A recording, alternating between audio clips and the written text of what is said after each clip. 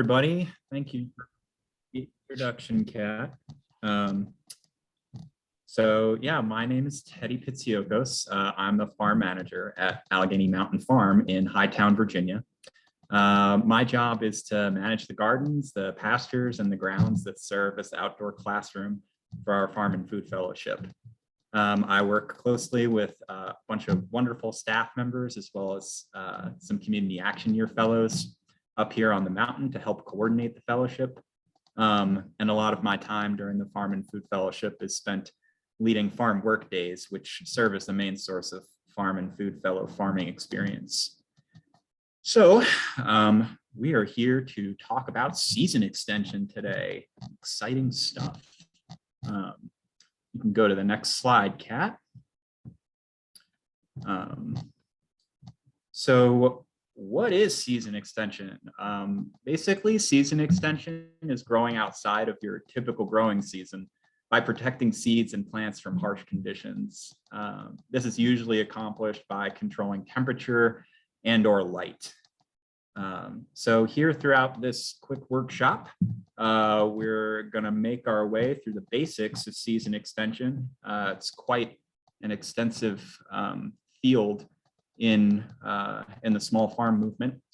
So we won't be able to cover everything, but here is a quick overview. We'll sort of work on thinking about defining our growing season, what a frost really is, and what to expect around frosts. And then we'll kind of dive into different techniques and tools of season extension. After that, we'll look at a couple of videos of how to build a mini greenhouse, how to use some of these tools, specifically using row cover. And then we'll look at some of the ways that we utilize season extension practices here on the Allegheny farm. So next slide, please.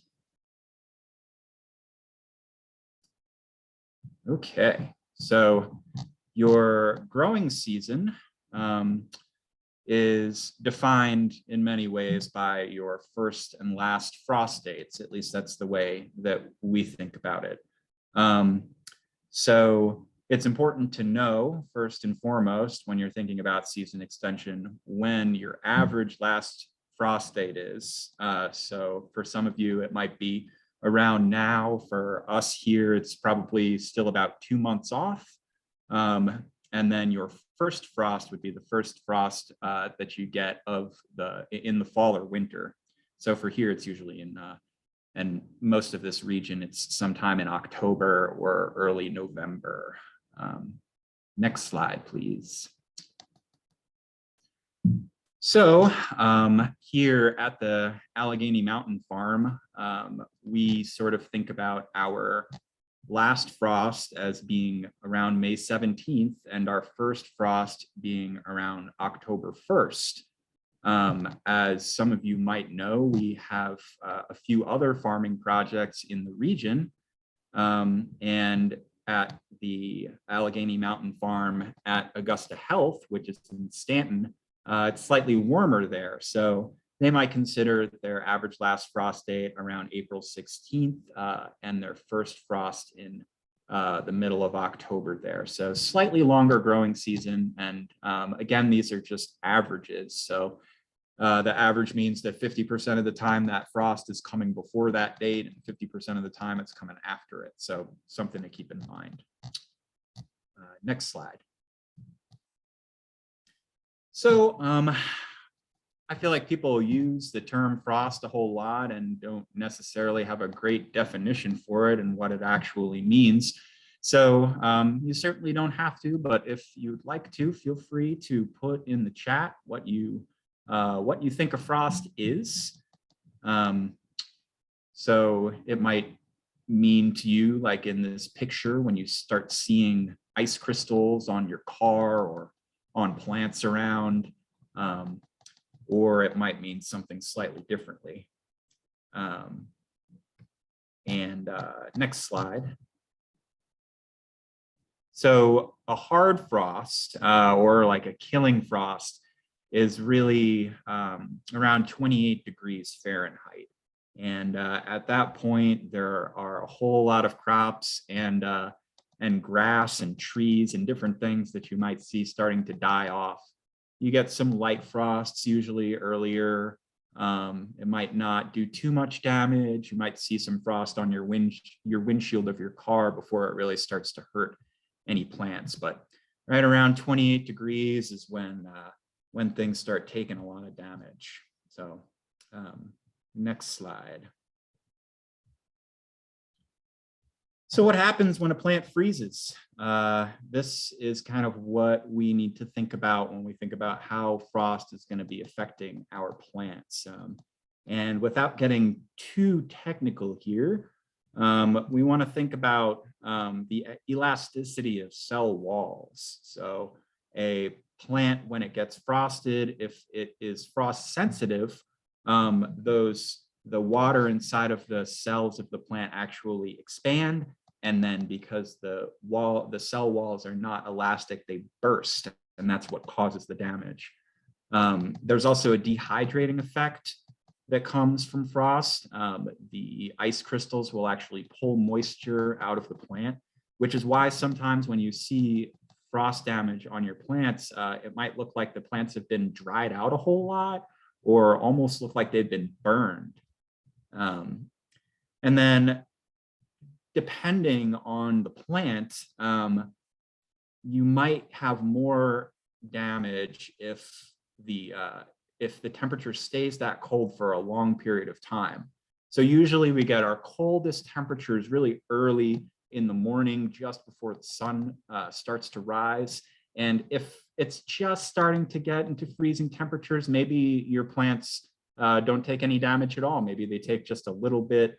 But if it stays into the lower temperatures for a long period of time, that's when you know you can expect some damage. You can also consider the factor of like how big of a shift in temperature there is. So if it's really warm during the day and then it gets really cold at night and you have like a 30 or 40 degree difference, there's a higher likelihood of those plants taking damage. Next slide. So another key component of season extension is knowing your vegetables pretty well, and knowing which vegetables are cold tolerant. So we've got a nifty little list here that sort of breaks it down into 4 different categories. So here we have cold tolerant crops. You might be familiar with spinach, kale, collards, cabbage, onions, and garlic. Those are all things that in some cases around here, you might be able to keep outside with just a little bit of protection all through the winter. Typically, we're looking at planting those things maybe 6 weeks before our last frost date. And then there's other crops that are sort of cool weather crops where, they will still take a bunch of frost damage, but they're fine down to around 26 degrees. So about your broccoli or your lettuce or your root crops, peas.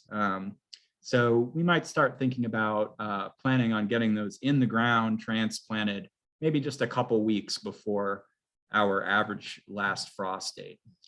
And then warm season crops, summer squash, cucumbers, tomatoes, things like that. You want to try to plant in the ground right around your last frost date. You don't want to pull the trigger too early and try to put them out in the ground before you're sure. But those plants generally are fine down to 32 degrees. And then finally, hot weather crops that will actually take damage before it gets all the way down to 32 degrees. Things like okra, corn, melons, the things you might associate with the middle of the summertime, sort of July, August. Next slide. All right. So another thing to consider when you're thinking about which vegetables you might want to plant, depending on your season, is how long they take to mature and what seasons they prefer. Some things, you might be able to put your tomatoes out in the middle of May up where we are and where some of you are in McDowell and Stanton, but it might be safer to wait until closer to June when the temperature's really warmed up, because they definitely prefer that warm weather. And then as we'll talk about tools and techniques throughout this, you can think about what your ability and capabilities are to actually extend the season by controlling the temperature and the light. Next slide. All right, so time to get into it here. So we're about to go over some key concepts here and tools of season extension. So next slide. The 5 key points to consider, and again, there are a lot more than this, but all of these are interrelated, and they're all definitely things we consider out here. Your transplant timing is really important. You want to try to start your seeds indoors first to get a jump start on the season. That's one of the main things that we do up here. We use our greenhouse to have really healthy, sturdy transplants ready to go out at the right time.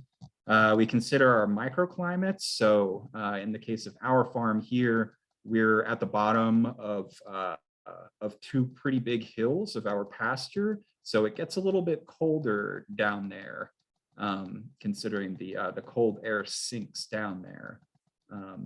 It's also quite windy up here. And coverings is another one. This is sort of the main thing that we utilize on the farm for season extension. We'll be talking extensively about it throughout the rest of this presentation. You can cover up your plants in lots of different ways.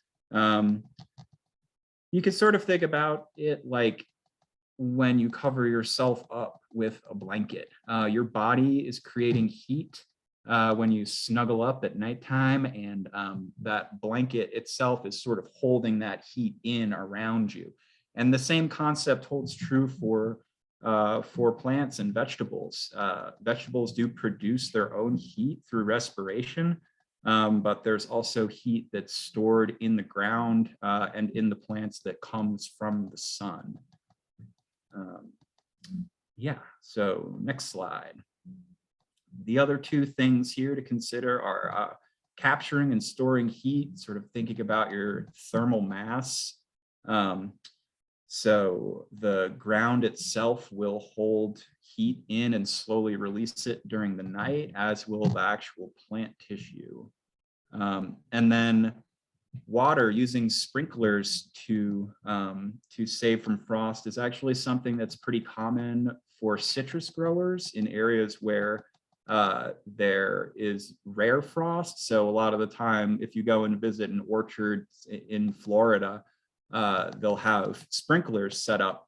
And it might seem counterintuitive that water would help protect from frost, but as long as the water is actually liquid water, it's not going to be below 32 degrees. So, and most of the time it's going to be a little bit warmer from that, depending on whether it's coming from a well or underground in a cistern in some way. So one of the things we use this for up here, because we do get later frosts, is like for strawberries. They're an early season fruit that, if we get a stretch of warm weather in late April, early May, they might start setting fruit, and then we get that cold snap. We just run sprinklers and keep the plants really wet when we get that light frost to protect them. So kind of a cool, simple technique to save from frost. Next slide. All right. So before we get into the season extension in practice here at the Allegheny farm, we're going to play a couple of videos that we recorded at one of our partner sites. The first one is going to be talking about setting up a low tunnel and using floating row cover. And then the one after that is going to be about how to build yourself sort of a mini unheated greenhouse to help prevent that late season frost. So here we go.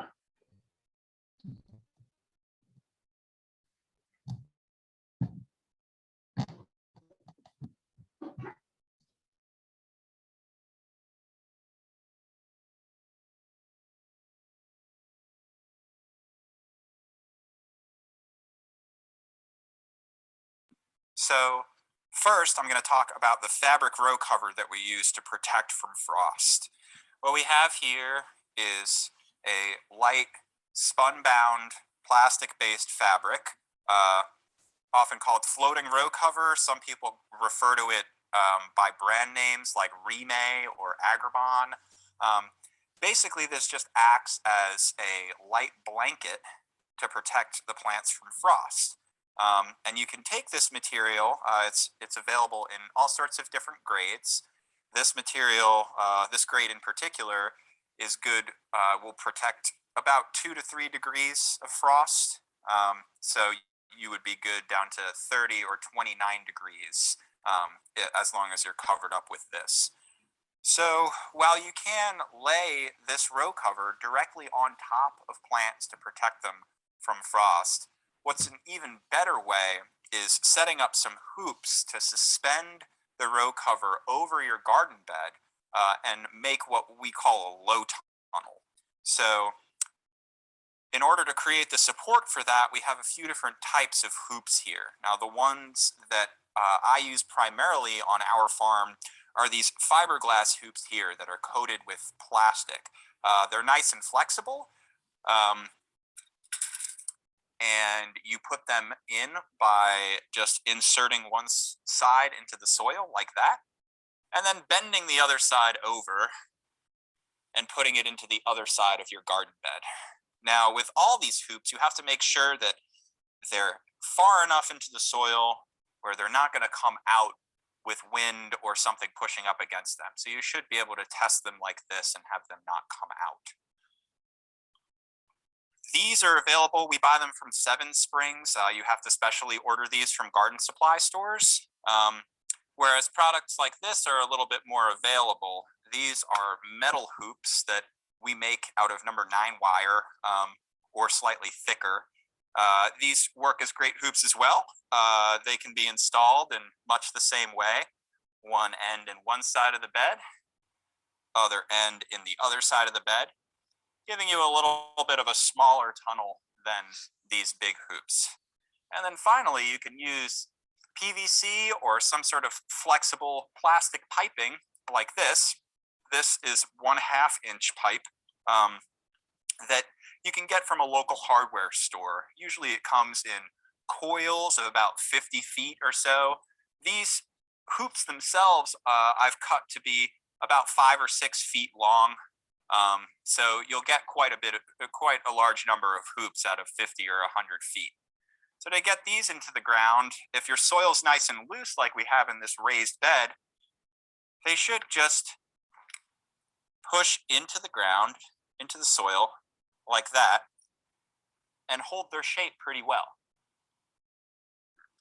So you can see how using multiples of these hoops, we create a whole tunnel for our raised bed here. So I'm going to put in the rest of the hoops here, and then we'll show what it's like to cover up the whole tunnel. Okay? So you want your hoops to be spaced pretty closely together. When we're out in the field, on the farm, we usually go 5 or 6 feet apart. But if you're using a raised bed like this, it might be a good idea to stick to maybe 2 or 3 feet apart. It also depends on how windy it is out in the field. So if you're in a nice protected area like we are right now, you might not need quite as many hoops as this, but we're setting it up so there are plenty of hoops, plenty of support.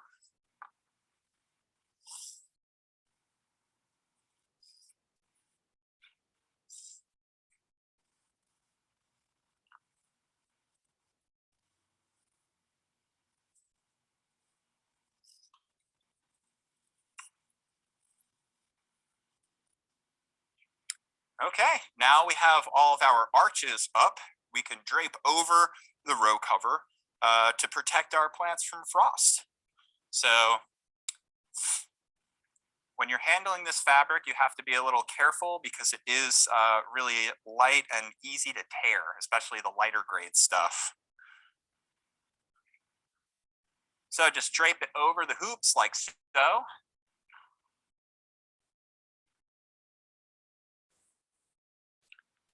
After you get it up on the hoops, the next step is trying to center the row cover on your hoops as best as possible.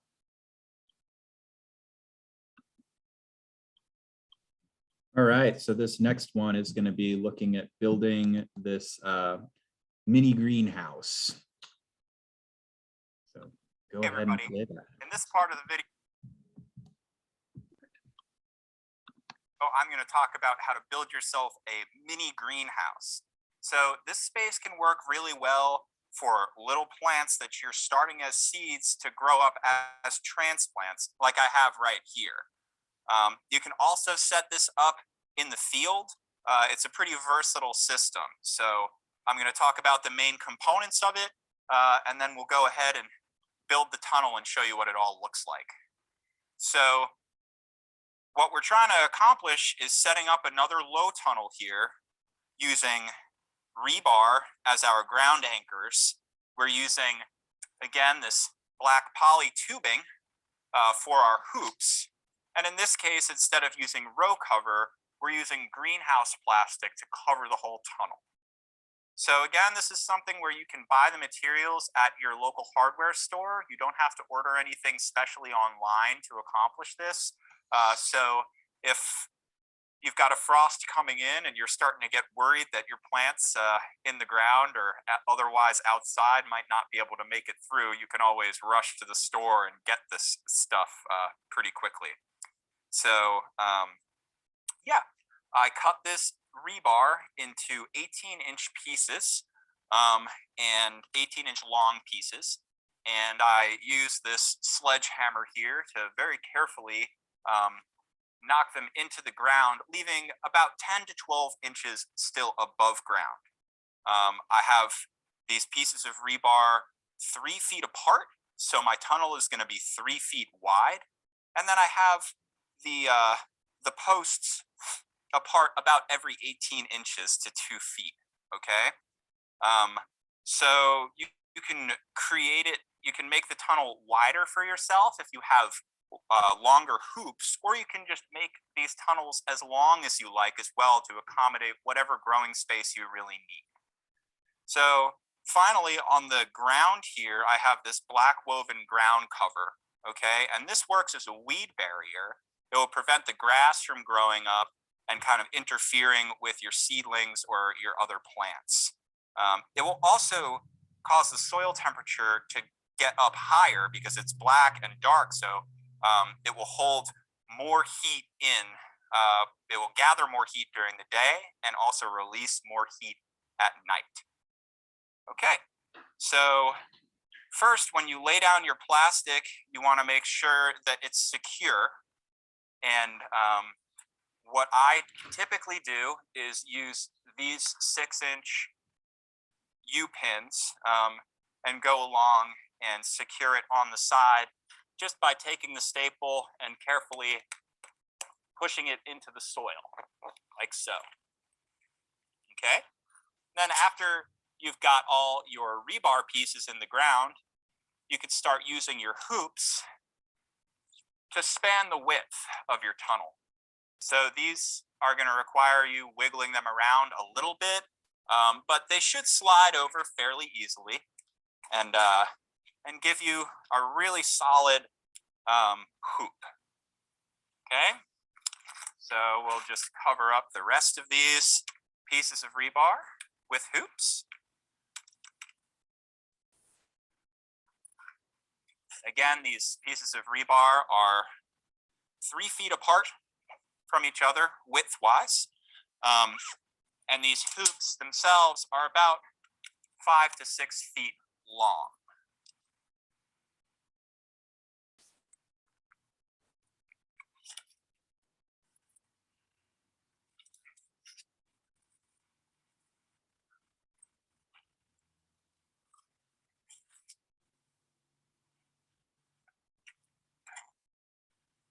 Okay, after we have our hoops in place and we've got a real steady support system, it's time to cover up the tunnel.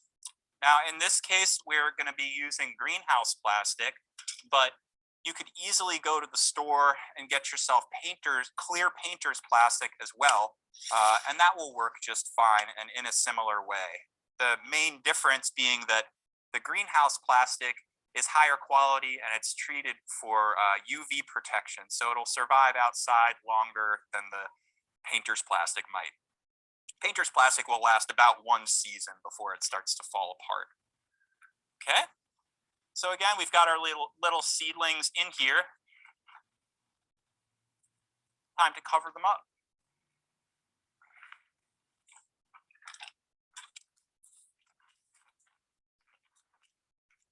So this plastic is about 10 feet wide, and that gives us plenty of overlap on the sides to make sure it's weighed down.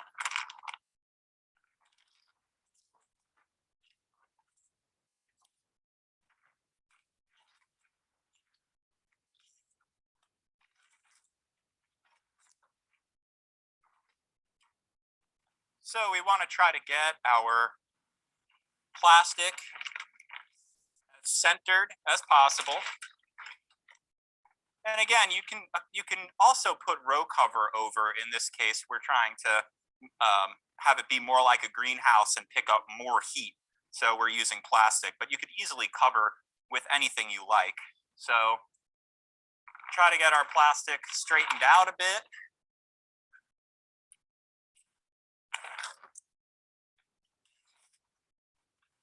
And now we can make sure that it's weighed down first on the ends.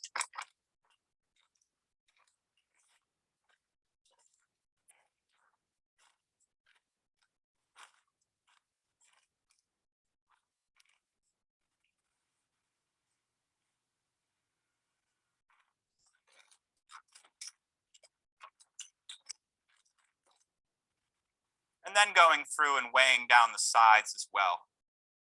Now, this type of plastic tunnel will pick up a good bit more heat than something covered up with row cover. And while this tunnel will only protect you from about 5 to 6 degrees of frost at night, during the daytime while the sun is shining, and especially if you have this black plastic down, it might pick up 10 or even 15 degrees. So make sure that if you are covering up your plants in this way, during the day when the sun comes back out, you're going to want to uncover this tunnel. That way everything isn't getting too hot in there. But this is a really effective strategy for a home gardener who doesn't necessarily have a greenhouse space, designated space like we have back here and on the other farms. So you can build something like this pretty simply and actually fit quite a few transplants in there, or potted plants if you have them going on early. So I hope this helps everybody. It definitely has saved me from a few close calls with frost when I got a little too excited early on in the season.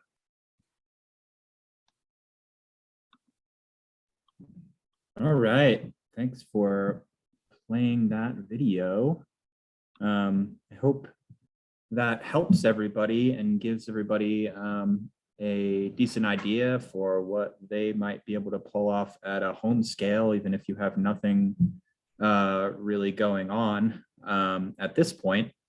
At this point, we're going to take a look at the different season extension practices that we use up here on the Allegheny Mountain Farm, of which there are quite a few. So here we go. Next slide. So starting off with here, this is a picture of our greenhouse. So we actually have a relatively small greenhouse here at the Allegheny farm, but you can fit quite a few transplants. I think at this point we have about 80 of this size tray that you see here inside. We heat it with propane. And as you can see here, there's we've sort of built a low tunnel inside of the greenhouse on our tables. So there are heat mats under a lot of the plants, not all of the plants, but there are heat mats for the really heat-loving plants. So when we're starting like our peppers and our tomatoes and our eggplant and things like that, we typically have them on heat mats. Whereas if we're starting cooler weather crops like onions or something like that, we don't.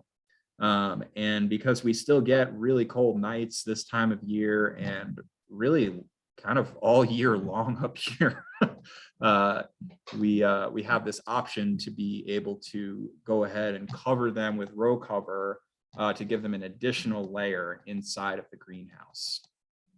Next slide. So we've also got the option here of our, we call it sort of a mini house. It's the exact same type of mini greenhouse that you just saw on the video of us building. Here we've just put it right outside of our greenhouse, and it kind of acts as an overflow space for some of our transplants.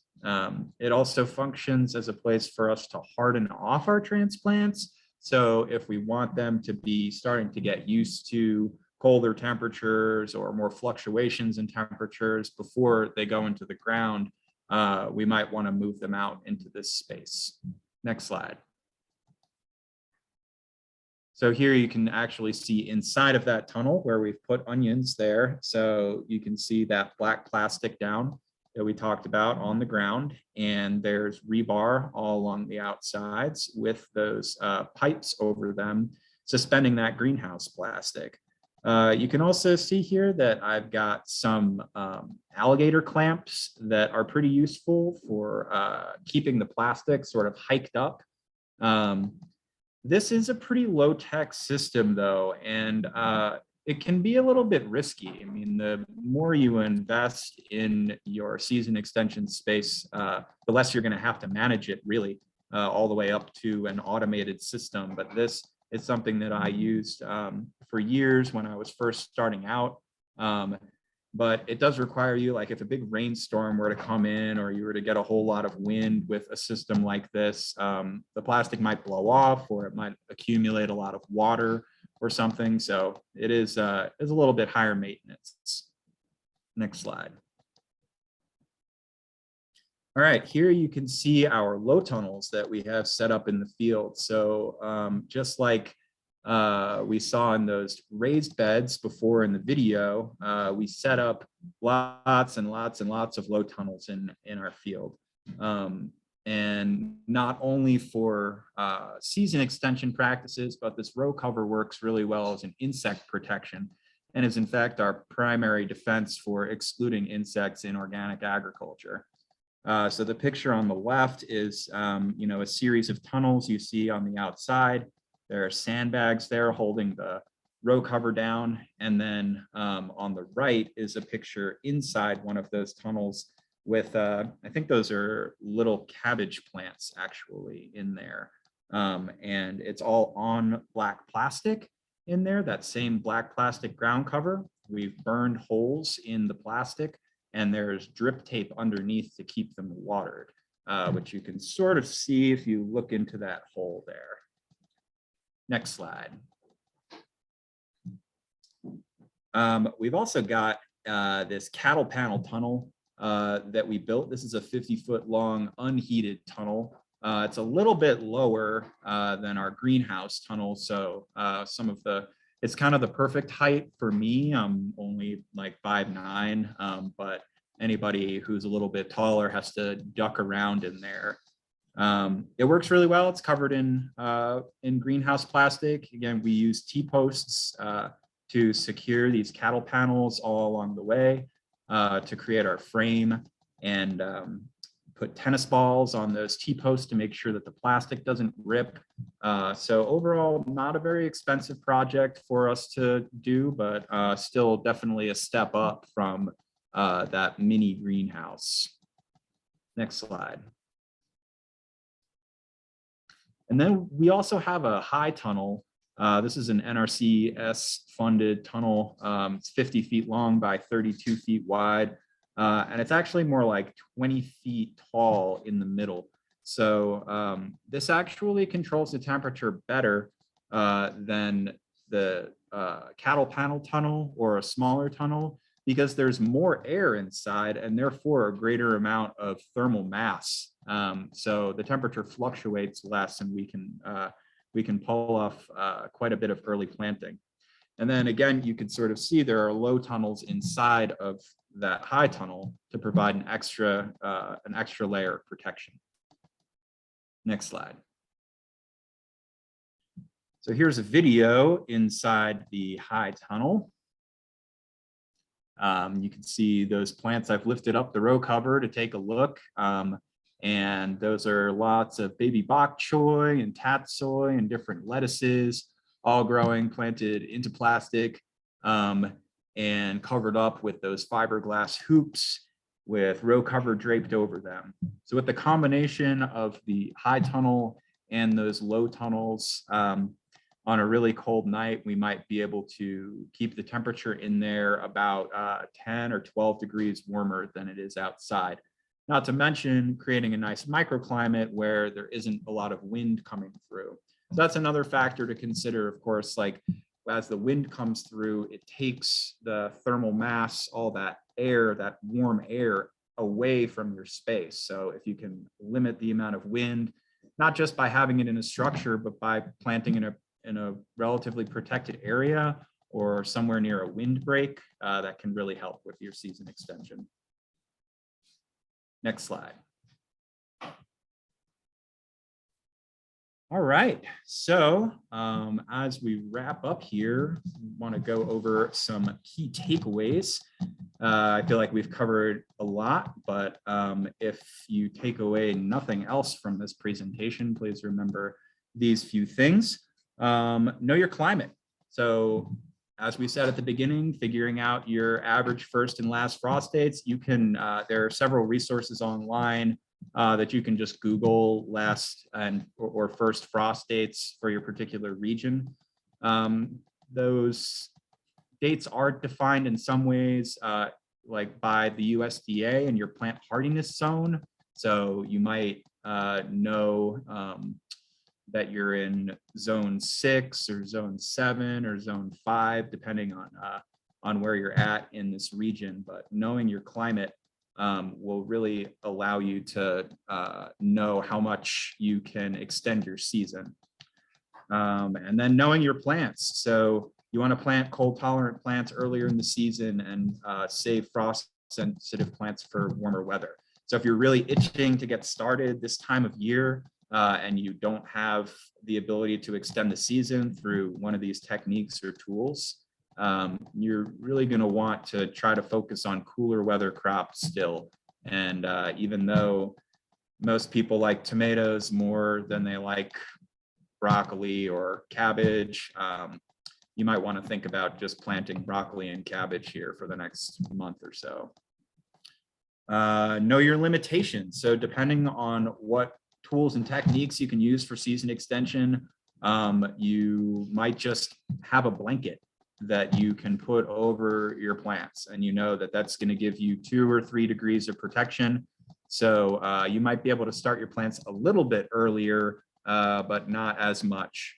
Now, if you want to go ahead and build that mini tunnel, or you have the ability to, bring your plants out every morning and then bring them in at night, then you might be able to get away with extending your season a little bit more. But especially this time of year with people who are getting into gardening, I really encourage people to manage their expectations. Don't, I feel like this time of year at the hardware store, there's tons of plants out, and people tend to get a little bit of garden anxiety where they feel like they're already behind, or they see their neighbors planting things out. But know your limitations, know the amount of time that you're going to be able to put into these things. And gardening is all about having fun and feeding yourself. So you really don't want to create a stressful situation for yourself where you've started your plants too early and then you feel like you've got to save them over and over. And make a plan. So using information about your climate and favorite plants, decide when to start transplants, and what you will do if you do have an early or a late frost. This last year up here on the mountain, we had a frost in late June. So I've been told that happens sometimes up here, but there's nothing that can stop you from being a bit surprised when on the first day of summer you have frost on your windshield. So Yeah, I am a big planner. We grow quite a few things, a lot of different vegetables, thousands and thousands of plants and hundreds of varieties. And to keep track of all of that, I do a whole lot of planning in the off season. Now, that might not be your thing, and that's totally fine. There's no reason to get too technical with gardening, but I definitely think that if you want to extend your season and you want to have vegetables out of season, it helps to make a plan. Next slide. All right, so we're wrapping up here, and people were asking some questions in the chat along the way, but feel free to ask more questions in the chat about any of these things specifically, or if you have any questions about the program or anything that, techniques that we do up here, fire away. That's what we're here for.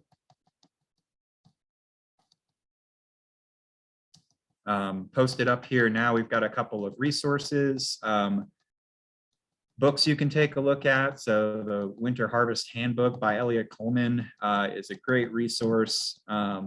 Elliot Coleman is, has been running a 4-season farm in Maine on a peninsula for decades, for gosh, I guess like 40 years or 50 years, something like that, and is an incredible resource. The Year-Round Hoop House is also a great book by Pam Dalling, and both of them you can find online and probably in your library in some cases. But both great books, and talk about hoop houses and low tunnels and high tunnels, and most of them low tech though, not growing in sophisticated greenhouses with lots of heat or extra light or anything like that. So we have a question here. I'm wondering if your Highland farm has visiting hours. We do have an open house that we do every year. I think that it's on August 20th this year, if I'm not mistaken. Please sign up for our newsletter for more of that information. We do sometimes have visitors on a case-by-case basis out here, but generally speaking, we're a closed campus, since we do have a number of students and devote all of our time to making sure they get the best education possible.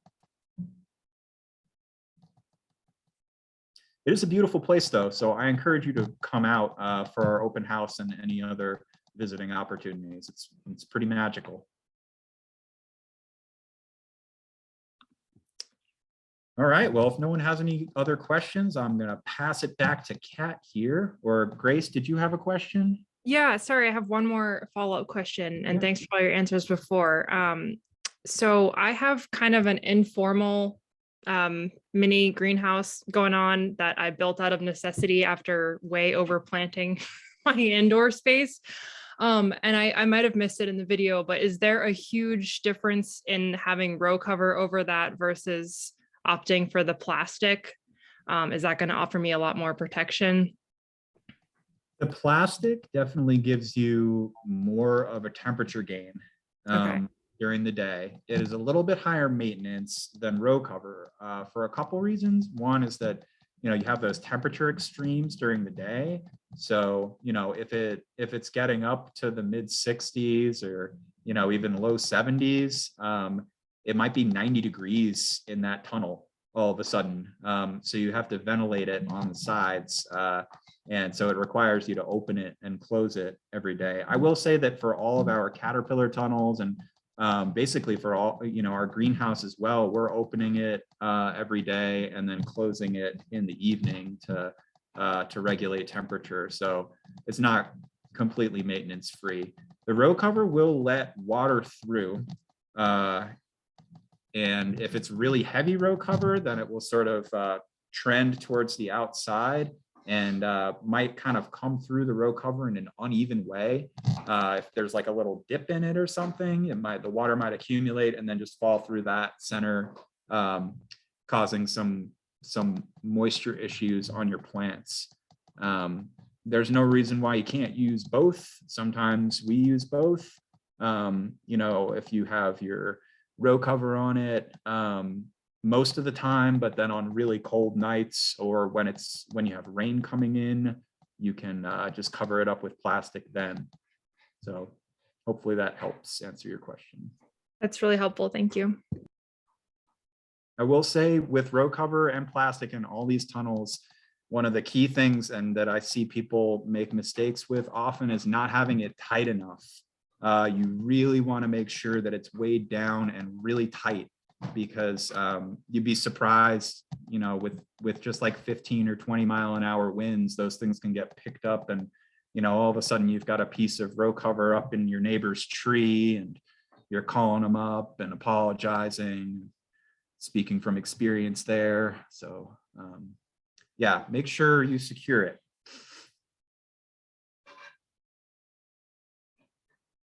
All right, well, thank you all very much. Kat's going to close us out here. Yeah, thank you so much, Teddy, for the presentation, and for everybody for coming out today. We really, really appreciate it. We will be sending out a follow-up email tomorrow with a link to the recording, as well as some additional digital materials as well. And also, please follow us on Instagram, on Facebook, sign up for our newsletter like Teddy was talking about. We do have a lot of really wonderful events if you're local in the Virginia area to kind of come on out and to support. And all of these workshops are free and open to the public. So donations and community support is really integral to making all of this possible. And if you're able to, please consider donating. The URL is actually located on this last slide over here on amifellows.org/donates, and every dollar counts. And we really hope that you enjoyed today's presentation. We hope to see you again, and myself and Teddy will stick around a little bit if you have any further questions, but thank you all and have a wonderful evening.